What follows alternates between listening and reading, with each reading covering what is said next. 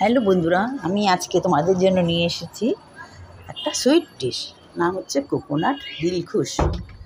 এটা করতে লাগছে একটা ছোট্ট কোকোনাট আমি নিয়েছি, আর একটু 300 গ্রামের মতো গুড় নিয়েছি। নিয়ে প্যানের মধ্যে জাল দিচ্ছি। দেখো, জাল দিতে দিতে গুড়টা যখন একটু চটচটে হয়ে যাবে, সমানে নাড়তে হবে, কিন্তু না নাড়লে পুড়ে যাবে। যেই চটচটে মতো হয়ে যাবে, তখন ওটার মধ্যে আমি কোকোনাটগুলো কুড়িয়ে রেখেছিলাম, সেই কোকোনাটগুলো দিয়ে দেবো।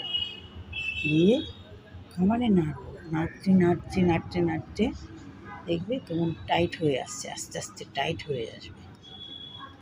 আর কোকোনাট যতটা ছড়ানো আছে ওটা আস্তে আস্তে জমে যাবে। জমতে তখন আমি ওর যেই শেষের দিকে যে জমে আসবে, তখন আমি একটু এলাচি পাউডার ছড়িয়ে দেবো। এলাচি পাউডার ছড়িয়ে দিয়ে এটাকে একটা থালার মধ্যে একটু ঘি মাখিয়ে রেখেছিলাম, সেই থালাটার মধ্যে ঢেলে দেবো।